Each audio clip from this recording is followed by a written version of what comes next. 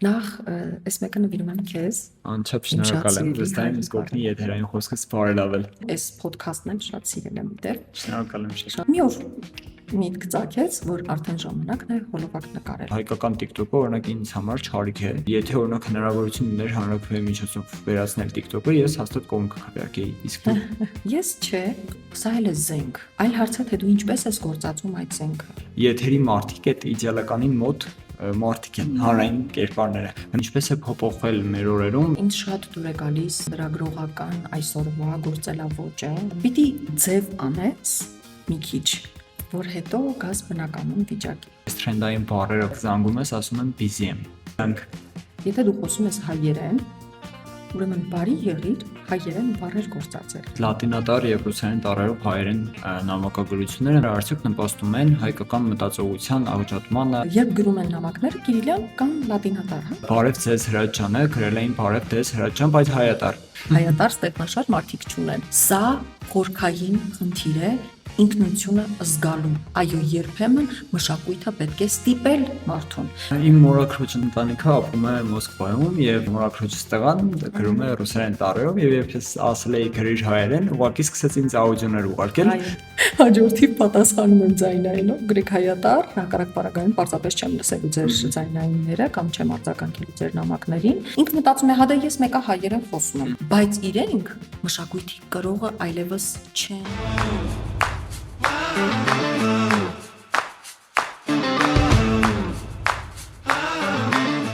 Բարև ձեզ քաղաքոնը այսօր մեկնաբան հաղորդավար Անի Զաքարյանի հետ է։ Ողջույն Անի։ Ողջույն Հրաչյան։ Շնորհակալություն իմ հրավերն ընդունելու համար։ Ես եմ շնորհակալ հրավերի համար։ Անի, քանի որ բոլորին դու հայտնի ես եթերից, մասնավորապես պատերազմից հետո հուզական եթերը, որը մենք տեսանք, ինչպես փոխվեց քո պատկերացումները ու մոտեցումները մեդիայի հանդեպ հանրային առաջին ալիքում աշխատելուց հետո։ Լավ հարց է։ Ինչու, որովհետև շատերը կարծում են, թե ես հանրայինում եմ սկսել իմ հաղորդավարական կենսագրությունը, կարիերան, բայց դա այդպես չէ։ Ես արդեն 15 տարի է իբրև հաղորդավար աշխատում եմ, այս պահին արդեն YouTube-յան իմ հարթակում եմ աշխատում իբրև հաղորդավար, բայց դեռ 2011-12 թվականներից ես սկսել եմ աշխատել Armenia TV-ում։ Դրանից հետո Armenian-ում եղանակի տեսություն եմ վարել, առավոտյան ծրագրեր եմ վարել, առողջապահության նախարարության հաղորդումն եմ վարել, հետո տեղափոխվել եմ Երկիր մեդիա, այնտեղ սկսել եմ լուրեր վարել 2015 թվականից, որքան հիշում եմ, այսինքն արդեն մոտ 10 տարի է լրատվական մեկնաբան եմ որպես հանդես գալիս, նորից ոչ այս պահին, բայց համենայն դեպս վերջին 10 տարիներին փաստացի որպես լրատվական մեկնաբան եմ հանդես եկել, Երկիր մեդիայից հետո տեղափոխվել եմ Առաջինեյեմ, կրկին որպես լրատվական մեկնաբան, եւ հետո արդեն 2019 թվականի սկզբից հանրային հեռուստաընկերություն եմ գնացել, արդեն ամբողջովին պատրաստ որպես հաղորդավար։ Պրոֆեսիոնալ բառը չեմ սիրում, դրա համար չեմ գործածում, բայց համենայն դեպս իբրև պատրաստ հաղորդավար եմ գնացել հանրային հեռուստաընկերություն, այնտեղ ես իմ առաջին քայլերը չեմ արել։ Այսպես։ Եվ հենց այդ մոտեցման մասին, մեդիան որպես այդպեսին ինչպես է փոփոխվել մեր օրերում, որովհետև հիմա հաճախ խոսում են խոսքի ազատությունից, որը երբեմն անցնում է, հա, ասում են սահմանները, արդյոք դա այդպես է, եւ ինչ կարծիք ունես մեդիայի մասին, արդյոք մեդիան շարունակում է, չորրորդ իշխանությունը շարունակում է լինել ԶԼՄ։ Դե, այո, եւ միշտ է այդպես եղել ու միշտ էլ այդպես է լինելու, համենայն դեպս հիմա շատ ավելի ակնհայտ է դա երևում, ակնառու է, ինձ շատ դուր է գալիս լրագրողական այսօրվա գործելավոճը, շատ պարզ, հստակ, դիպուկ, տեղին, ճշգրիտ, շատ ինձ դուր է գալիս իսկապես եւ տարբեր հեռուստաընկերությունների, տարբեր հարթակների լրագրողների մասին է խոսքը, կոնկրետ ինչ-որ մեկի, ինչ-որ հեռուստաընկերության մասին չեմ խոսում։ Թեև ես լրագրող չեմ մասնագիտությամբ, բայց քանի որ նշեցի վերջին 10 տարիներին իբրև լրատվական մեկնաբան եմ հանդես եկել եւ դաշտին շատ մոտիկից եմ ծանոթ, արդեն ես էլ մասամբ լրագրող եմ եւ ասում եմ, որ կասեմ, որ շատ հետաքրքիր աշխատանք է իրականում լրագրողի աշխատանքը, շատ պարտավորեցնող եւ իբրև չորրորդ իշխանություն մեծ անելիք ունի, մեծ պետության մասշտաբով, աշխարհի մասշտաբով, իրականում շատ լուրջ կորիզ կա, որը այո մեծ գործունեություն է ծավալում եւ հատկապես հանուն հայրենիքի, ինչը ինձ համար կոնկրետ շատ ողջունելի է։ Գրագետ Wi-Fi կահավորում եւ միշտ կապի մեջ լինելու հնարավորություն։ Վստահեք ձեր տան ֆիքսված ինտերնետը Delta Telecom Armenia-ին եւ 1 տարի բաժանորդագրության դեպքում օգտագործելով Քաղաքում պրոմոկոդը ստացեք մինչեւ 4 ամիս արտոնյալ պայմաններ։ Եվ հեռուստատեսությունից դեպի բլոգային կարիերա, նշեցիր, որ YouTube-ում հիմա արդեն հաղորդաշար է սկսել, որը ես եւս տեսել եմ ու լավ եմ գնահատել, շատ լավն է։ Այ խոսենք այս տարբերության մասին հեռուստատեսությունից դեպի բլոգինգ, YouTube-ային հարթակ։ Ինչպիսին է տարբերությունը եւ մոտեցումը։ Նախ նշեմ, որ ես բլոգեր չեմ, երբեք ինձ բլոգեր չեմ համարել, թեև երբեմն պատահում են մարդիկ, որ ասում են, «Վայ, դուք են բլոգերն եք», բայց ես բլոգեր չեմ։ Ինչու, որովհետև ինչ է անում բլոգերը, Հրաչ ջան, գումար է վաստակում, անընդհատ գովազդներ է անում, անընդհատ ինչ-որ պրոցեսի մեջ է, որի շնորհիվ ինքը փորձում է աճեցնել կոնկրետ իր էջը եւ կամ ալիքը, հա, այս դեպքում եթե YouTube-ին է վերաբերում հարցը։ Իմ պարագայում այդպես չէ, ես նպատակ չունեմ, երբևէ չեմ ունեցել ոչ էջերս աճեցնելու, ոչ YouTube-յան ալիքս զարգացնելու, դա շատ ինքնաբուխ է տեղի ունեցել, երբ ես դեռ աշխատում էի հանրային հեռուստաընկերությունում 2020 թվականին, պատերազմից հետո հատկապես,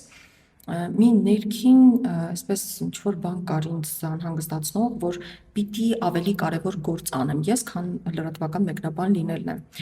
Հետո, քանի որ ես գրառումներ էի անընդհատ անում խոսքի հետ կապված, որ ոչ թե քաղաքականություն, այլ քաղաքականություն պետք է արտասանել, ոչ թե այսպես, այլ այնպես, ոչ թե այսպես բառերին էի անդրադառնում գրառումների տեսքով։ Մի օր միտք ծագեց, որ արդեն ժամանակն է հոլովակ նկարել ու ինձ արդեն շատ էին գրում, ասում են, ինչու հոլովակների տեսքով չեք անում դա։ Սա է եղել ընդհանուր գաղափարը այս գործունեության եւ կրկին մարդկանց օգնել, ճիշտ խոսել, ուղղախոսությանը միտված է եղել իմ ամբողջ գործունեությունը, ոչ թե գումար վաստակել, ինչ որ մեկին գովազդել, ինչ որ կազմակերպության հետ համագործակցել, ամենևին այդպիսի նպատակ չեմ ունեցել։ Իսկ YouTube-յան հարթակը ինչպես սկսեցի աշխատեցնել անցած տարի, երբ դեռ աշխատում էի Reopen հեռուստաընկերությունում, իմ շատ սիրելի հեռուստաընկերությունը, որն ափսոս փակվեց, այնտեղ մեզ սկսեցին հրահրել, որպեսզի մենք յուրաքանչյուրս առանձին YouTube-յան ալիք ունենանք ու զբաղվենք այդ ալիքներով, որն այսօր շատ մեծ թափով աճում է։ Իդեպ քեզ եմ խորհուրդ տալիս YouTube-յան քո ալիքը զարգացնել, ես տեսել եմ, որ հաղորդումները հրաշալի դիտումներ ունեն եւ շատ այսպես ակտիվ գործունեություն ես ծավալում, այս podcast-ն էլ շատ սիրել եմ իդեպ։ Շնորհակալ եմ շատ։ Շատ հետաքրքիր, արդյունավետ, շատ դիպուկ տեղին հարցեր են քննարկվում, թեմաներ են քննարկվում։ Մի խոսքով YouTube-յան ալիքս զարգացնելու այդ process-ը սկսվեց հենց Reopen-ից անցած տարի եւ ես այդ որ ալարելով էի անում ամեն ինչ առանց այսպես ինչ որ պատասխանատվություն զգալու, պատրաստակամություն զգալու, բայց հիմա ես արդեն ասում եմ, որ շատ մեծ թափով աճում է ու մենք արդեն ունենք մի քանի ձևաչափ ալիքը զարգացնելու, ես լավ գործընկերներ ունեմ, որոնք ինձ անընդհատ իրենց խորհուրդներով այսպես ճնշում են, բայց իհարկե դա աշխատում է հոգուտ ալիքի։ Կարևոր բան ասացիր, անի, որը հայկական մեդիայի համար տարբերվող է եւ յուրահատուկ մոտեցում է, այսպես ասած, որովհետեւ ես էլ ինքս արդեն մոտ 10 տարի է ինչ հեռուստատեսություն եմ աշխատում, ճիշտ է Գյումրիում է հեռուստատեսությունը, բայց վստահեցնում եմ մարզային հեռուստատեսությունները շատ քիչ են զիջում Երևանյաններին, բայց ամեն դեպքում նաեւ Երևանյանում եմ հնարավորություն ունեցել աշխատելու, այստեղ պրոդյուսերները, հա, կամ խմբագրերը երբեմն դեմ են լինում սեփական կադրերի ինքնուրույն լսարան ձևավորելուն, այո, եւ արդյոք սա եւս նոր մոտեցում է, որը ձեր նշած Reopen հեռուստաընկերությունն էր բերել, որը պետք է շարունակեր ավաղ կիսատ մնաց։ Այո, հա, շատ լավ նկատառում էր Հրաչ ջան, իրականում Reopen-ը շատ հարցերում լրիվ առանձնահատուկ մոտեցում ուներ եւ աշխատանքի նկատմամբ առհասարակ եւ գործելավոճի եւ իր դեմքերին ցուցադրելու ձևի կերպի մեջ էր շատ առանձնահատուկ, ոչ թե սահմանափակում էր նրանց դարձնելով իր սեփականությունը, այլ հակառակը փորձում էր նրանց ավելի բաց ներկայացնել աշխարհին, այսպես կոչված, հա։ Եվ հավատացեք, սա շատ լուրջ փորձություն էր հատկապես ինձ համար, ինչու, որովհետև ես որտեղ աշխատել եմ, միշտ եղել են այդ սահմանափակումները եւ դա նաեւ արդեն կարծես իմ ներքին ընկալումն էլ դարձած լինի, որ չի գալիս է անել, պետք է այսպես անել, պետք է ինչ որ այդ սահմանափակումները քեզ անդադ սկսում են ճնշել, ուղեղում նստվածք է, չէ՞, դա թողնում, բայց Reopen-ում ճիշտ հակառակ process-ներ ընթանում եւ այնտեղ մի տեսակ արթնացա ես։ Եվ այդ արթնությունը հիմա կարծես շարունակվում է, ես կարծես արդեն շուրջս նայելով տեսնում եմ, որ վայ, այս այլ կարելի անել, սա էլ է հնարավորություն, սա էլ է հնարավորություն, ու իսկապես մեր շուրջը ահռելի քանակությամբ հնարավորություններ կան այսօր ստեղծագործելու, արարելու, իհարկե բարիք ստեղծելու իմաստով, հա, ոչ թե TikTok-ում անիմաստ աննպատակ հոլովակներ կամ ուղիղ եթերներ կազմակերպելու, այլ դա օգտագործել իշահ հանրության, իշահ երկրի, իշահ ինքդ քեզ, ինչու ոչ նաև իշահ քո իսկ բալիկի։ Սրանք շատ կարևոր են։ Հայկական TikTok-ին դեռ կանրադառնանք, բայց դու հենց ինքդ ճուղ ես վերցրել, որի մասին անվերջ կարելի է խոսել, որովհետև հայերենի ուղղագրությունը բավականին բարդ է եւ եթերում եւ առավել եւս Facebook-յան ազատ հարթակներում, որտեղ այսօր բոլորը փորձում են լեսարան ունենալ, տարբեր սխալներ են թույլ տալիս։ Եվ արդյոք սա իհարկե լայն հնարավորություն է լեսարան ներգրավելու համար, սկսել այդ ուղղությամբ ռիլեր նկարել եւ այլն, բայց արդյոք թիրախավորում եւս չկա, որովհետև տեսնում ենք լատինատար ուղղագրական սխալների մասին են խոսում, բայց չես էլ հասկանում էլի այդտեղ հայերենը որտեղ է մնացել եւ արդյոք այս Facebook-ում ու այլ սոցիալական հարթակներում ոչ հայերեն լեզվով, բայց հայերեն գրվածքներով, հա, չեն վնասում հայերենի ուղղագրությանը եւ առհասարակ հայկական պատմությանը։ Շատ խորքային հարց ես բարձրացնում։ Իմ վերջին տարիների ուսումնասիրությունը համենայն դեպս ինձ օգնել է հասկանալ մի շատ կարևոր բան, որ ավելի լավ է գրել սխալներով, բայց հայատար, քան լատինատար կամ կիրիլյան տառերով։ Սա իսկապես շատ կարևոր սկզբունք է հիմա ինձ համար դարձել եւ այն ես գործածում եմ ամենուրեք, որտեղ պատահի, սոցիալական որ հարթակում պատահի, բոլորին պարտադրում եմ գրել հայատար, այո, թեկուզ սխալներով։ Հավատա, ես այնպիսի հետևորդներ ունեմ, բաժանորդներ ունեմ, որոնց հետ նամակագրական առանձին կապի մեջ եմ, անձնական նամակագրական կապի մեջ եմ, իրենց օգնում եմ ճիշտ հայերեն գրել։ Պատկերացնում ես, գրում է տեքստ, ուղարկում ինձ, խնդրում, որ ես իրեն ուղղեմ, ինքը ինձ հետ բանակցում է, ինքը ինձ հետ քննարկում է, հարցեր է առաջ քաշում, ինչու է սա այսպես գրվում։ Կարծես անհատական ուսուցիչ դարձած լինեմ ես իրականում, եւ ես մեծ պատասխանատվություն եմ իրականում գրում այդ պատիվը գրելով, հա, նաև այդ պաշտոնը ստանձնելով, նաև, բայց եւ անում եմ առանց տրտնջալու, առանց մտածելու, վայ դե հերիք հա գրի, վայ դե զզվացրեց, չէ, ամենևին այնքան հաճիկով եմ անում այդ աշխատանքը, որովհետեւ մեկը ինձ դրա համար չի վճարում։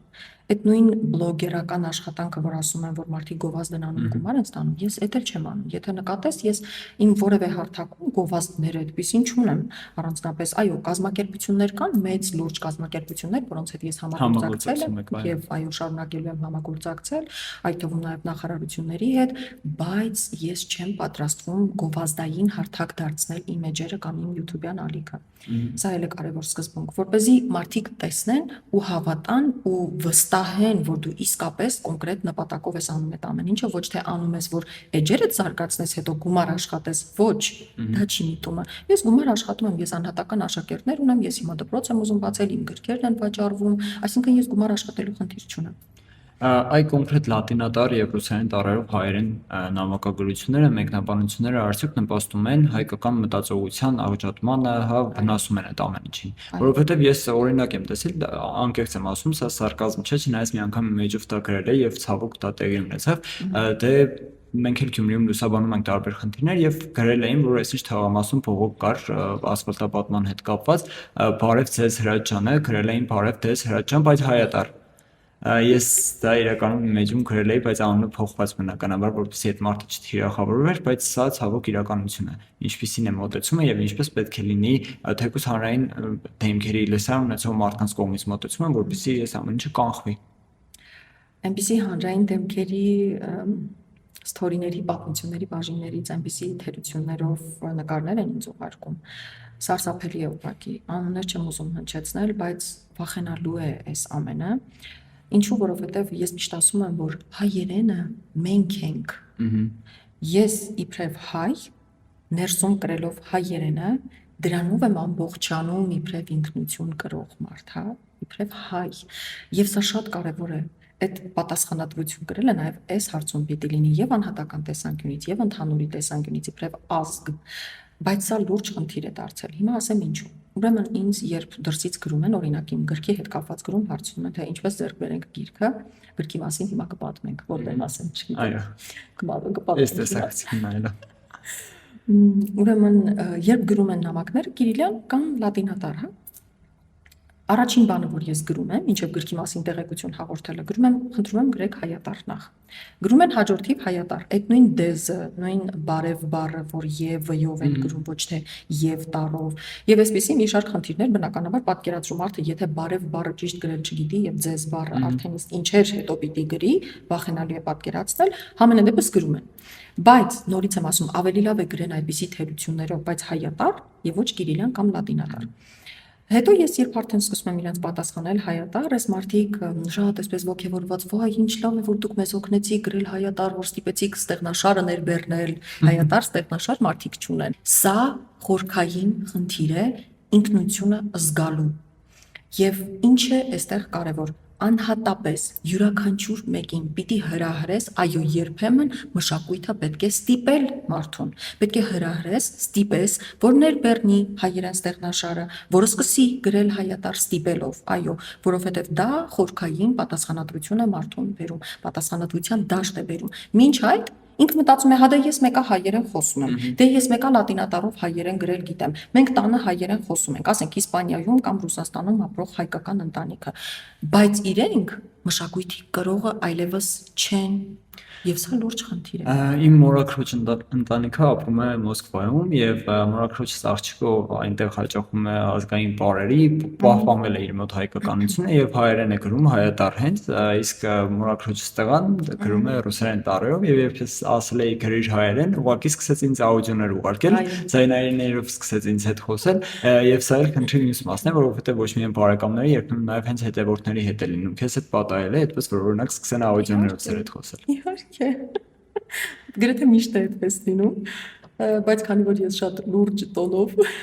հաջորդիվ պատասխանում եմ ձայնայինով, գրեք հայատար, հակառակ պարագայում պարզապես չեմ լսելու ձեր ձայնայինները կամ չեմ արձագանքելու ձեր նամակներին, բնականաբար կապը ինձ հետ կորցնելու վախից սկսում են գրել հայատար։ Ես սրանով ոչ թե հիմա իմ գլուխն եմ գովում, այլ ես ուրախանում եմ այդ փաստից, Հրաչ ջան, կապ չունի ինչ ձևով ես դու դա անում, կարևորը նպատակն է, նպատակին հասնելն է, այո, ազդեցությունը։ Այ քանի որ հիմա հայերենի հանդեպ այսպես նրբանկատ մոտեցում ունես, որն է ամենատարածված սխալը եւ որն է քո վրա ամենաազդող սխալը, որը հաճախ մարդիկ անում են։ Շատ, այդպիսի բառեր շատ են, այդպիսի սխալներ։ Թերևս ամենաշատը ինձ նյարդայնացնում է օժանդակ բայերի սխալ գրելը։ Ինչ է տեղի ունենում։ Ուրեմն բնականաբար ոչ բոլորն են դրան ուշադրություն դարձնում, որովհետև երևի համարում են դա մանրախնդրություն, այսպես կոչված, բայց դա մանրախնդրություն չէ, ինչու, որովհետև մանրուքներ գոյություն չունեն։ Առավել եւս, եթե դա վերաբերում է լեզվին, Հրաչ ջան։ Ուրեմն խնդիր կա այսպեսի։ Մենք բոլոր օժանդակ բայերը արտասանում ենք է։ Գրում ենք ե-ով թե է-ով, մեկ է արտասանում ենք է։ Հիմա համատարած բոլորը գրում են այբուբենի 7-րդ է տառով։ Հա, գրում ենք ես գնում եմ, օրինակ, ես գնում եմ-ի, եմ օժանդակ բայը, որը գրվում է ե տառով, բայց կարդացվում է է։ Մարդը մեկ է գրում է այբուբենի 7-րդ է 7-րդ տառով կամ ինչպես մեզ դպրոցում են սովորեցել, էշի է տառով։ Չի կարելի ասել եւ ոչ էլ շշաձև է, չի կարելի։ Իմ բաժանորդներից մեկը միշտ ասում է, չկա կլոր կամ քառակուսի օ, կա օ կամ ո։ Հիմա նույնը է-ին ու ե-ին է վերաբերում։ Կա է եւ կա ե։ Ուզում ես ասել է, ասա է։ Ուզում ես ասել ե, ասա ե, ինչի՞ ես եղբայր ջան անընդհատ ասում շշաձև է։ Չի կարելի եւ վերջ։ Եվ շատ հաճախ օրինակ գրական հայերենը շփոթում են հենց Երևանի բարբառի հետ, որտեղ խոսում ա, ասում ա, գնում ա, բայց իրականում պետք է ասեն ինքնուրույն խոսում է, լսում է։ Այ սա եւս մեկ այլ ճանապարհ է, որի դեմ պետք է պայքարել, չէ՞, ինձ թվում է, որովհետև բարբառները մեր նման փոքր երկրներում կարևոր են մշակույթի դերը պահպանելու համար եւ հիմա այս ամեն ինչը մի տեսակ միաձուլվում է ցավոք։ Հստակ։ Ուրեմն հայերենում կա մոտ 60 բարբառ եւ դրանք մեր գանձերն են համարվում։ Մարդը, որ սկսում է Երևանում ապրելով պայքարել բարբառի դեմ, դա անգիտություն է։ Դա անգրագիտություն է, անգետություն է, դա ամոթ է ուղղակի։ Ինչու, որովհետև նորից եմ ասում, բարբառները մեր գանձերն են։ Ասեմ ավելին, ես հիմա պատրաստվում եմ հաղորդում նկարել, եղանակը բացվի, սկսելու ենք նկարել, կոչվելու է հայի բարբառը։ Մենք գնալու ենք տարբեր մարզեր, տատիկ-պապիկների հետ ենք խոսելու, մեզ հետաքրքրում են հայի բարբառի բառերը, որոնք մենք չգիտենք, օրինակ պոպոկին, ընկույզին, գորիսում ճղոպուր են ասում, Գյումրիում կակալ։ Հա, տես։ Տես ինչ հետաքրքիր բառեր են։ Հա, չի կարելի այդպես ասել, ոնց է չի կարելի։ Իհարկե գրական խոսելիս չի կարելի գործածել Այո։ բարբառային բառեր, հատկապես եթե դու պաշտոնական հանդիպումների ես։ Բայց դրանք այնքան քաղցր են հնչում, ճղոպուր, մի ֆենոմենալ բառ է ուղղակի։ Բայց հենց դա է, որ երբեմն գրականը ոչ թե գրական խոսում են, այլ գրական ձևացնում, որովհետև օրինակ ես շատ եմ խոսում ու ենթադրենք, երբ որ պայմանավորվում եմ նկարահանման համար, ասում են այս շաբաթ գալու են Գյումրի, երբ որ կամ կասեն եւ այլն, ենթադրենք սա պետք է լիներ գրականով, բայց հաճախ մենք լսում ենք հենց Երևանի բարբառը, որը ասում անում է եւ այլն ու դա ականջծակող է մասնավորապես եթե դա Գյումրիից Երևան գնացած անձի հետ ես խոսում շատ կոպիտ է հնչում այս դեպքում միանգամից դու հասկանում ես որ ոչ թե դա գրական է այլ Երևանի բարբառը ընդ որում փոփոխված Լսի երկու կարևոր բան կա Ուրեմն նախ շատ կարևոր է հիշել, որ խոսակցական եւ գրական խոսքերը հիմա արդեն այսպես մի տեսակ միաձուլված են եւ եթե նույնիսկ եթերում էլ լսեք, շատ հաճախ այո խոսում են հենց այդ միքսված խոսքով, հա բացարձակ գրական խոսքն էլ ինչ որ իմաստով ձևական բնույթ է ստանում, եթե խիստ բանը ձևական բնույթ է ստանում, եթե խիստ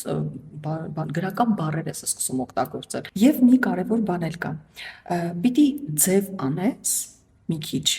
որ հետո գաս բնականon վիճակի։ Մարդիկ, որոնք գրական խոսել բնականon չեն կարողանում, պիտի սկսեն, չէ, ինչ որ տեղից, ինչ որ ձև խոսել։ Դրա համար մի քիչ ձև ես անում, հետո կամաց դա դառնում է բնականon։ Այս էլ է կարևոր։ Մի ուրիշ կարևոր բան կա։ Օժանդակ բայ է մեր խոսակցական լեզվում արկա, հիմա քննարկվում է գրական խոսք մտցնել։ Կողմ ես դու։ Ես իհարկե ոչ, բայց կա այդպիսի զրույց։ Ես էլ իրականում այդ մասում մի փոքր թեմ եմ, որովհետև իրականում շատ գեղեցիկ չի հնչում, բայց սա չարիքի փոքրագույնն է, այ խոսեցիր TikTok-ից եւ այլ սոցիալական հարթակներից ու առհասարակ գովազդից, երբեմն նոր սկսնակ բլոգերների շրջանում է շատ հաճախ հանդիպում, բայց TikTok-ում առավել եւս շատ, երբ անգամ գովազդի ժամանակ գրվում է տառասխալով թե գրվում է տառասխալով գումարած ներկայացվում է արդեն բանավոր խոսքում այ ինչ կար ժամանակ ես հիշում եմ երբ որ ես 10 տարի առաջ սրտատրոփ գալիս էի դեպի հեռուստատեսություն ինձ բերում էր գիտես ինչ որ եթերի մարդիկ այդ իդեալականին մոտ մարդիկ են հանրային կերպարները բնականաբար երբ հայտնվում ես եթերից այն կողմ այդ վարակույրը միանգամից ընկնում է ներքև եւ հասկանում ես որ դա այդպես ինչ է բայց այնուամենայնիվ ինձ դա դուր է գալիս մինչեւ հիմա ինչ եմ ասում որովհետեւ հանրային խոսք եւ հանրային գործունեություն ծավալող մարդը պետք է տարբերվի բնականաբար բայց հիմա մենք տեսնում ենք գովազդով զբաղվում են մարդիկ ովքեր ունեն օրինակ խոսքի խնդիր հուսամ սա թիրախավորում չեն համարի երբեմն գրագիտության խնդիր ինչպես պետք է այս ամեն ինչը համակարգվի եւ արդյոք դրա կարիքը կա ինքդ զգում ես Երևի պիտի ինչ-որ ինստիտուտներ լինեն այդ ամենը համակարգելու համար, օրինակ գրաքննություն լինի, հա, բայց ինչ ասել է խոսքի խնդիր, օրինակ քո նշած տարբերակարի քննարկենք, երբ մարդը որևէ ապրանք է գովազդում եւ խոսքի խնդիր ունենալով հանդերձ է դառնում։ Խոսքի խնդիր ասելով, չգիտեմ, ինչ նկատի ունենք այս դեպքում, խոսակցական լեզվով խոսել են, բարբառային խոսքը, ինչ նկատի ունենք այերով խոսելը, ասա։ Այո, այս բոլորը ոնց որ կոմբինացված արդեն իսկ ասացիր, խոսքը բնականաբար ոչ թե հաշմանդամություն ունեցող անձանց կամ լեզվական խնդիր ունեցող մարդկանց մասն է, այլ խոսքի կառուցման, մտքի տեղ հասցնելու եւ կիսագրական, կիսաբարբառային ինչ-որ բան, իհարկե դա եթե իմիջ չէ, օրինակ այն հեռուստաընկերությունը, որտեղ ես եմ աշխատում, ցայք հեռուստաընկերությունը ունի բարբառային նյութերի շարք եւ այդտեղ բնականաբար մեր լրագրողին լավ գործընկեր Աստղիկ Խաչատրյան խոսում է բարբառով։ Իհարկե սա ընդունելի է, ականջ շոյող է գյումրեցու համար, բայց եթե Աստղիկը օրինակ ռեպորտաժ է տալիս, որը ընդհանրենք մարզպետի այցի մասին է կամ այլ քաղաքական իրադարձության կամ հասարակական թեկուզ ոչ միայն քաղաքական, չի կարող լինել այդտեղ չէ բարբառային խոսք։ Բնականաբար դա ականջ է ծակելու։ Իհարկե, խանգարել է խոսքը։ Տես, հիմա ես ասեմ, կան կազմակերպություններ, ֆիրմաներ, բրենդներ, որոնք հենց իրենք են գնում այդպիսի գովազդողին դիմում, որ իրենց ապրանքը գովազդվի հենց այդպիսի խոսքով, հենց այդպիսի կառուցվածքով, քո նշած մի քիչ, հա, sense ոչ հասկանալի ձևակերպումներով գուցե, բայց դա իրենց պահանջն է։ Եվ մենք չենք կարող վերահսկել բոլորին ու ամեն ինչ Հրաչ ջան։ Հետո մի շատ կարևոր բան կա։ Լեզուն անընդհատ զարգացող օրգանիզմ է եւ անգամ մասնակիցները մեծագույն, որոնց հետ այսօր ես մեր դաշտում գտնվող, հա, ես կապեր ունեմ շատ, ավակ ընկերներ ունեմ շատ լավ, ու միշտ իրենց հետ երբ խոսում եմ, ես էլ քո նման շատ կտրուկ էի վերաբերում այդ հարցին, վերաբերվում այս դեպքում։ Բայց ինձ սովորեցրին իրենք, որ չի կարելի այդպես վերաբերվել, որովհետև դու բոլորին նկատողություն անել, բոլորին վերահսկել, բոլորին տառաճանաչ դարձնել, բոլորին չես կարող ուղղակի, անհնար է։ Իրենք այդքան լուրջ մեծ գործունեություն ծավալելով հանդերձ համալսարաններում դասավանդելով, դպրոցներում դասավանդելով հանդերձ անգամ այդ պարագայում չեն կարողանում դա վերահսկելի դարձնել, հասկանում ես, եւ ի վերջո նորից ասենք, որ լեզուն զարգացող օրգանիզմ է եւ այն փաստը, որ A օժանդակ բայ է մեր խոսակցական մարկա կարող է վաղ դառնալ գրական խոսքի մաս, բոլորովին անհնար բան չէ։ Եվ եթերային էթիկայի մասին եթե խոսենք, հեռուստատեսային եթերային էթիկան այլ բանի մասին է, իսկ այսօր սնկի նման աճող կայքերի, մեդիա կոնտենտի բնականաբար առաջարկող էթիկան փոփոխվում եւ տարբերվում է ոնց որ հաշտ ես ամեն ինչի հետ, ես մի տեսակ չէ, որովհետեւ այսօր տեսնում ենք, որ լեսարանը արագ է հավաքվում, անգամ երբեմն ոչինչ չտվող, հա, կոնտենտի շուրջ ցավոք։ Եվ խոսքը էլի սլակները ուղղում են դեպի TikTok, հայկական TikTok-ը օրինակ ինձ համար չարիք է, եւ ես դեմ եմ բնականաբար ինչ որ սահմանափակումներին, բռնապետական մոտեցումներին, բայց եթե օրինակ հնարավորություն ուներ հանրաքվեի միջոցով վերացնել TikTok-ը, ես հաստատ կողմ կքվեարկեի, իսկ դու։ Ես չէ, ասեմ ինչու, որովհետեւ ես հաջողել եմ TikTok-ում իմ հոլովակներով, ես նույնիսկ հիմա ուղիղ եթերներ եմ սկսել այնտեղ անել, ինչպես YouTube-ում, նույն կերպ եւ ուղիղ եթեր եմ անում TikTok-ում, ասեմ բավականին մեծ լսարան է հավաքվում ու շատ խելացի մարդիկ կան, որոնք գալիս են ու մասնակցում են այդ քննարկումներին, հայերենի քննարկումներ ենք մենք ունենում, ու շատ լավ արձագանքներ եմ ստացել հենց TikTok-ի բաժանորդներից, հետևորդներից, որ ինչ լավ է, որ TikTok-ում գոնե մի լավ բան կա։ Ես իհարկե չեմ կարծում, որ ես միայնակ եմ այնտեղ իբրև լավ բովանդակություն, լավ կոնտենտ ստեղծող անհատ։ Բայց գիտես, էլի սա էլ է զենք։ Այլ հարց է, թե դու ինչպես ես գործածում այդ զենքը, այնպես ինչպես խոսքն էլ է զենք, այլ հարց է, թե դու ինչպես ես դա օգտագործում, գիրքն էլ է զենք, հա, հեռախոսն էլ է զենք, այսինքն մեզ պատահած ամեն ինչ իրականում զենք է, այլ հարց է, թե դու ինչպես ես դա օգտագործում։ Եվ այստեղ նորից պիտի գանք նրան, որ ընդհանուր գրագիտության մակարդակը պետք է բարձրացնել ուղղակի Հրաչ ջան, ոչ թե մարդկանց արգելել TikTok-ում զվռնելը կամ ընդհանրապես TikTok-ից օգտվելը կամ այնտեղ բովանդակություն ստեղծելը, ոչ, դա հավատա չի փրկելու, որովհետև այն անհատը, այն մարդը, որ TikTok-ում դմբոյությամբ է զբաղված եւ դմբո կոնտենտ է ստեղծում, բովանդակություն, ինքը դա անելու է մեկ ուրիշ միջավայրում։ Ես այս մասին փոքր էլի եմ ասում, վատ խանդով եմ մոտենում ու ինձ թվում է նաև մյուս, այսինքն բլոգերները եւս այս մասով պետք է շահագրգիռ լինեն, մասնավորապես այն բլոգերները, ովքեր գրագետ կոնտենտ են տալիս, անգամ գովազդը շատ գրագետ են ներկայացնում, բայց բլոգեր կոչվածը շատ լայն հասկացողություն է հիմա դարձել եւ այն ինչ տեսնում ենք TikTok-ում, այո, ճիշտ ես նշում, պետք է կրթել, բայց ցավոք այսօր սոցիալական ցանցերը ավելի շատ են կրթում, քան ընտանիքը եւ կրթական օջախները, օրինակ, որովհետեւ մենք մեծամասամբ հիմա սմարթֆոնների մեջ ենք եւ մենք եւ անչափահասները։ Եվ այս TikTok-յան ազդեցության մասին է խոսքս, որովհետեւ նշեցիր ուղի եթերների մասին, մենք տեսնում ենք չափահաս մարդիկ պատրաստ են ամեն ինչի, որպեսզի այդ նվերները ստանան եւ ինչ որ միավորներ կուտակեն։ Սա արժե զերքող է։ Այդպիսի բաներ կան։ Ես ուղիղ եթերն սկսել եմ TikTok-ում անել, առանց իմանալու, որ այնտեղ այդպիսի նվերներ կան, ինչ որ բաներ են փոխանցում իրար։ Ու միշտ ասում ես՝ «Մի ժողովուրդ, այդ ինչ եք դնում, մի արեք»։ Այո։ Չվայնանում է, հետո նոր սկսեցին մարդիկ գրել, որ դա գումար է, դա գումար է, դա գումար է։ Ու դուրը որ ասում, սա դե լավ, այ հիմա հասկացա ինչի են մարդիկ այստեղ դմբոյություններով զբաղված։ Եվ խոսեցիր գրքիդ մասին, վերադառնալով ներկայացնես ինչի մասին է գիրքդ, ինչպես որոշեցիր ունենալ գիրք։ Սիրո, նախ այս մեկը նվիրում եմ քեզ։ Անչափ շնորհակալ եմ, վստահ եմ ինձ կօգնի եթերային խոսքս բարելավել։ Հա, հաստատ։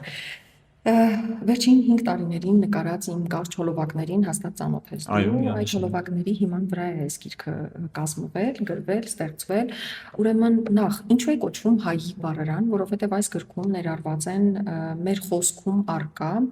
բոլոր օտար եւ աղավաղված բառերը, որոնց հայերեն համարժեքներն ենք մենք ընդգրկել այս բառարան։ Եվ այս գրքից կարող է օգտվել միայն հայը կամ այն օտարազգին, ով տիրապետում է հայերենի խոսակցական լեզվին, որովհետև դժվար թե ռուս անհատ ինչ-որ մարդ անձ բացի ու կարդա օրինակ հայատար գրված միմիկան կողքը դիմախաղ ու այդպես էլ բան ինքը հասկանա, ասի հա դե լավ, շատ լավ գիրք է, չէ, իհարկե չէ։ Մի խոսքով, այս շատ կարևոր է։ Եվ ինչու է կոչվում մեր գիրքը հայի բառարան հացի նման։ Եթե ուշադրություն դարձնենք, հացի նման է, Այո։ որպես ինձ կրծես կողքից մխանկայի նման է։ Որովհետև սա գիրք է այնպես ինչպես հացն է հայի սեղանից անպակաս, այդպես էլ այս գիրքը պիտի հայի սեղանից անպակաս լինի, գաղափարը սա է իրականում։ Բավականին լուրջ աշխատանք ենք տարել, մոտ 2 տարի տևել է այդ գրքի վրա աշխատելը, մեծ թիմ է աշխատել, ինչի համար ես շնորհակալ եմ բոլորին, յուրաքանչյուր անհատի, մեր հովանավորին եմ հատկապես շնորհակալ, որի աջակցությամբ մենք ստեղծեցինք, Վահին Պետրոսյան, ընդհանրապես բոլորին եմ շնորհակալ, շատ մարդիկ կան, որ իրականում կապ ունեն այս գրքի հետ, անհատներ, բաժանորդներ, հետևորդներ, որ բառեր են անընդհատ գրել, ասել են իսկ այս բառի հայերեն համարժեքը իսկ այն մեկը, ու այդպես հավաքագրվել են հա բառերը, մի խոսքով շնորհակալ եմ բոլորին։ Այս գրքի շնորհանդեսը Գյումրիում ունենալու ենք, հա, ոնց որ։ Պայման շուտով, քիչ առաջ հենց խոսում էինք այդ մասին, կարծում եմ առաջիկայում կունենանք երկրորդ տպագրությունն ենք մենք հիմա կազմակերպում, գիրքը մի փոքր փոփոխության կընթարկվի, ավելի փոքր չափի կլինի եւ բարակ կազմով, որ գրպանում կամ պայուսակում պահելը հարմար լինի, հիմա ծանր է քաշող ու մի փոքր մեծ։ Մի խոսքով ամեն ինչ անում ենք, որ հարմար լինի։ Շնորհակալություն եւ մեր օրերում տրենդը ոնց որ օրվա եւ մեր աշխատանքի անբաժանելի մասն է դառել, մասնավորապես եթե դու մեդիա ոլորտում ես, արդյոք այս տրենդային բառերը, որոնք մուտք են գործում հայկական, հա, բառաֆոնդ, դրանք եւս չեն վնասում։ Օրինակ զանգում ես, ասում են busy եմ Օ, կամ cool է այսօրվա աշխատանքը եւ այլն։ Այս սրանք նորաձևության մասին են խոսում, զարգացվածության մասին են խոսում, թե ուղղակի ոճային թվալու։ բոլորը մեկում, բայց կրկին հիշում ես մենք խոսեցինք հաղորդման սկզբում, որ անհատի պատասխանատվությունը այս դաշտում շատ կարևոր է։ Եթե դու խոսում ես հայերեն, ուրեմն բարի եղիր հայերեն բառեր գործածել։ Իհարկե ինձ շատ հաճելի է, որ ես լսում եմ, երբ իմ կողքի մարդը անգլերեն գիտի, ռուսերենին է տիրապետում այնքան, որ խոսքի ընթացքում ինքը չի կարողանում զսպել իրեն ու այդ անգլերեն արտահայտություններն է ասում կամ ռուսերեն բառերն է գործածում, բայց միևնույն ժամանակ մարդը բանական արարած է։ Եթե դու խոսում ես հայերեն, բարի եղիր խոսելիս գործածել հայերեն բառեր ու մի փչացրու խոսքը, որովհետև այնինչ դու բերանիցդ դուրս ես շպրտում, դուրս ես հանում խոսքի մասին է, հա, խոսքը, դա արդեն ալիք է ստեղծում քո կողքը գտնվող մարդկանց համար։ Այսինքն դու նրանց վրա ազդեցություն ես թողնում քո խոսքով։ Հիմա ես, որ փորձում եմ ինչքան հնարավոր է խոսել ճիշտ հայերեն բառեր գործածել, բան, իմ շուրջը գտնվող մարդիկ անկախ իրենցից արդեն սկսում են այդպես խոսել։ Տես ես տրամադրություն եմ ստեղծում, մթնոլորտ եմ ստեղծում, միայն խոսելով, ես ոչ եմ ասում այդ մարդուն լսի, ուրեմն դու այսօր պետք է խոսես հայերեն, ոչ, ամենևին, բայց արդեն իսկ մթնոլորտ ես դու դրանով ստեղծում։ Նույն բանը անում են այն մարդիկ, ովքեր քո ասած cool կամ busy բառերն են գործածում հայերեն խոսելիս։ Մյուս կողմից ոչ մեկին մեղադրելու չի, որևէ մեկին չես կարող որևէ բան պարտադրել, նորից գանք, բայց նրան, որ մշակույթը երբեմն պետք է պարտադրել։ Գրագետ Wi-Fi կահավորում եւ միշտ կապի մեջ լինելու հնարավորություն։ Վստահեք ձեր տան ֆիքսված ինտերնետը Delta Telecom Armenia-ին եւ 1 տարի բաժանորդագրության դեպքում օգտագործելով քաղաքում պրոմոկոդը ստացեք մինչեւ 4 ամիս արտոնյալ պայմաններ։ Հայերենի աղճատումը նույնքան կարևոր է, հա, եւ ճակատագրական, որքան օրինակ մշակույթի տարանջատումը հայերենից կամ մշակույթի չնջումը, հա։ Ամենասկզբում հիշում ես, ես ասացի, որ հայերենը մենք ենք։ Ու հիմա արդեն հայերենը մեր արմատներից, մեր ինքնության արմատներից ամենակարևոր, կարծես, այսպես գիծն է, հա, որ մեզ պահելու է, պահում է, հավատքից զատ, գուցե մեր հողից զատ, բայց եւ այնպես մարդիկ, ովքեր օրինակ արտերկրում ապրելիս դադարում են խոսել հայերեն, իրենք իրենցից կտրվում են, աղճատվում է իրենց ինքնությունը եւ սա լուրջ խնդիր է։ Ինձ շատ են գրում դրսից, որ խնդրում եք պարապեք մեր երեխաների հետ, խնդրում ենք իրենց խոսքը մշակեք, խնդրում ենք հայոց լեզու պարապեք ձեր իմացած չափով, այնքան որ իրենք կարողանան խոսել ու շարունակեն լինել այդ դաշտում, հա, հայերենի դաշտում լինել, ինչու, որովհետև ծնողն էլ ինքն էլ տեսնում ու գիտակցում է, որ երբ իր երեխան կտրվում է հայերենից, այդ երեխան կտրվում է ինքն իրենից։ Գլխում սկսում են պտտվել ռուսերեն քամիներ, անգլերեն քամիներ, թող քամիները պտտվեն, բայց հայերեն լինեն այդ քամիները, Հրաչ ջան։ Մենք պիտի սկսենք մեր մոնոլոգին ուշադրություն դարձնել, իմ բոլոր բանախոսությունների մեջ ես դա հատուկ շեշտում եմ, ասում եմ, մեր ներքին մոնոլոգը շատ կարևոր է։ Ինչպիսին է քո ներքին մոնոլոգը, այդպիսին ես դու, այդպիսին է քո խոսքը։ Քամիների մասին խոսեցիր, որոնք լինում են լեզուների տեսքով, ռուսերենի, անգլերենի։ Ես ինքս երկու անգամ հնարավորություն ունեցել եմ Մոսկվայում վերապատրաստում անցնելու եւ այնտեղ երբ հանդիպում էինք ՍՆԳ-ի երկրների ներկայացուցիչների հետ, Ղազախստանից մի տեղ կար, ում հետ մենք պետք է հասնեինք դասընթացի նշված վայրը եւ ճանապարհին խոսում ենք մշակույթից, լեզվի պահպանությունից եւ այլն, հայերենի տառերն էր կողմում, որ շատ գեղեցիկ են եւ այլն։ Եվ ես երբ խնդրեցի ցույց տալ իրենց, հա, տառերը խոսել այդ մասին, ինքը նշեց, որ ցավոք 25 տարեկան է, բայց խոսում, մտածում եւ գրում է միայն ռուսերեն, չնայած ինքը ապրում է Ղազախստանում, եւ դա ինձ համար օրինակ թիվ 1 մտահոգիչ բաներից մեկն է, որ այո, նաեւ ազգերի ինքնությունը հենց այդպես է կորում, երբ որ մոռանում են ովքեր են իրենք, ինչպես են գրում եւ ինչպես են մտածում ու խոսում։ Այո եւ այո։ Այնպես որ պիտի պատասխանատվություն կրենք յուրաքանչյուրս ընտանիքներում, դպրոցներում, համալսարաններում, անգամ յուրաքանչյուրս մեր սոցիալական դերում պիտի կարողանանք այդ պատասխանատվությունը ստանձնել, ուղղակի ստանձնել ու շարունակաբար հետևողականորեն գնալ առաջ, խոսել հայերեն, վերջ։ Մենք խոսացինք հանրային կերպարներից, կոմերցիոն բնույթ կրող անձանցից եւ այլն, բայց հանրային գործիչներ, պետականամետ գործիչներ, պաշտոնյաներ երբեմն խոսում են ոչ հայերենով կամ վատ հայերենով։ Այս մասին օրինակ, եթե դու լինեիր մշակույթի նախարարը, արդյոք կտուգանվեին մարդիկ, ովքեր հայերենը հետ կերպով ամբիոններից հա փորձում են աղավաղել, այո։ Լսիր, այստեղ երկու տարբերակ կա։ Օրինակ ես իմ բանախոսությունների ընթացքում հատկապես եթե պատանիների պարմանուհիների հետ է, այսինքն մինչև 15-16 տարեկան երեխաների հետ է հանդիպումս, ժամանակ առ ժամանակ գործածում եմ հորս արև արտահայտությունը, ստուգելու ռեակցիաները։ Այո։ Տես ես խոսում եմ գրական հայերեն, բայց ընթացքում ասում եմ հորս արև ու պաուզա եմ տալիս, դադար եմ տալիս, տեսնելու թե ինչ ռեակցիա են տալիս։ Այդ երեխաները ապշում են ուղակի։ Գիտես ինչ եմ ասում։ Ասում եմ, բա դու ո՞նց ես օգտագործում։ Բա դու ինչի ես օգտագործում։ Բայց մի շատ կարևոր բան կա։ Եթե դու ուզում ես նյութը տեղ հասցնել, այսպեսի արտահայտություն կա, չի ասում նպատակը արդարացնում է միջոցները։ Այո։ Էս էլ է կարևոր հանգամանք։ Ու նորից չես կարող բոլորին պարտադրել խոսել գրական հայերենով։ Ի վերջո, ազատ ընտրություն կատարելու հնարավորություն ունենք բոլորս այսօր։ Եվ այդուհանդերձ ես կոչ եմ անում, հորդորում եմ, խնդրում եմ, իբրև ամփոփվում հաղորդման, խոսենք հայերեն, գործածենք հայերեն բառեր հայերեն խոսելիս։ Եվ մասնավորապես արդեն գրքում ես ուսումնասիրեմ, բայց արի առանձնացնենք 3 բառ, որոնք ամենասխալն են, ամենաշատն են սխալ օգտագործվում եւ դրանք ազդում են քո վրա։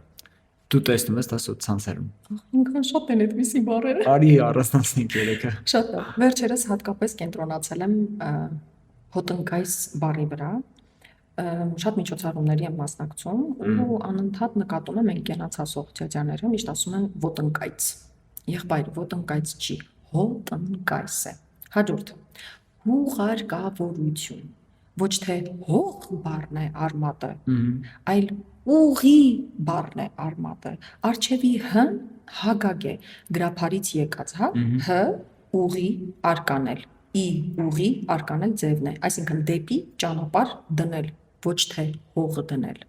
Ճանապարհել, ճանապարհ գցել, սա է իմաստը։ Դրա համար հուղարկավորել, ոչ թե հողարկավորել։ Այսպիսի բառեր շատ կան։ Հիմա որ խոսեմ, էլի միանալու եմ, ինչեմ անջատվելու։ Եվ ես ոդքասթի ավարտին միշտ հյուրերին ասում եմ, թե ինչ ուղերձով կդիմեք մերօրյա երիտասարդներին, որովհետև դա ինձ համար ես երբ դիտել եմ ինչ-որ հաղորդում, ինձ համար անպայման ուղերձ եմ գտել, հիմա արի ուղիղ մի անգամից ուղերձ տանք երիտասարդներին, որն է քո կողմից։ Շատ լավ։ Դե արդեն մի քանի անգամ կրկնեցի, որ պետք է խոսենք հայերեն ու գործածենք հայերեն բառեր, նորից պիտի նույնը կրկնեմ, խոսենք հայերեն, գրենք հայատառ ու չվախենանք խոսել գրական հայերենով։ Ես միշտ իմ բանախոսությունների ժամանակ ասում եմ, երեխեք, ինչի եք վախենում գրական հայերեն խոսել։ Իրոք վախենում են մարդիկ։ Լուրջ։ Ու նախընտրում են գործածել այդ օտարաղավախված բառերը, չեմ ուզում ասել թուրքերեն, ադրբեջաներեն, բայց օտարաղավախված բառերը նախընտրում են ավելի շատ գործածել, քան խոսել գրական հայերենով։ Մի վախեցեք, խոսեք գրական հայերենով։ Գրական հայերենով խոսելը կարող ենք ասել, որ նաև վստահություն է տալու, որովհետև չնայած նշում ես, որ վախենում եմ, բայց երբ որ լավ ես տիրապետում կամ գոնե փորձ ես ձեռք բերում, օրինակ հարցազրույցների ժամանակ ինձ հաճախ են ասում, ինչպես անցնել հարցազրույցները, այո, երբ որ խոսքդ հստակ է եւ դու գիտես ինչի մասին ես խոսելու, սա եւս չէ ինքնադրսևորման աչքի ընկնելու մեթոդ է։ Իհարկե։ Նախ պիտի փորձես, որ ստացվի եւ վախենալ պետք չէ, բայց պիտի սկսես ի վերջո մի կետից։ Բացի դրանից իմ բանախոսություններն ինչու են հենց կոչվում հաջողության լեզու, հայերենը հաջողության լեզու, այսպեսի վերնագիր ունեն, խորագիր ունեն, որովհետեւ ամբողջ ժամուկես ես մարդկանց, երեխաներին փորձում եմ համոզել, որ գրական հայերեն խոսելիս դուք արդեն ձեր հաջողության 50%-ը կերտել եք։ Տարիքը կապ չունի։ Երբ դուք սկսում եք խոսել գրական հայերեն, դուք արդեն իսկ բարեհունչ, գեղեցիկ տոն, տեմբր, խոսք, էներգիա, զորություն եք հաղորդում ինքներդ ձեզ եւ դրանով իսկ մթնոլորտ եք ստեղծում։ Դրա համար խնդրանքս է, որպեսզի հետեւողական լինենք նորից ներքին մոնոլոգին, հետեւաբար նաեւ մեր խոսքին։ Անչափ շնորհակալություն անի ստացված զրույցի համար։ Իսկ մենք վստահ եմ դեռ կհանդիպենք, երբ գրքի շնորհանդեսը լինի Գյումրիում եւս մեկ լուսաբանում այդ ժամանակ եւս կունենանք։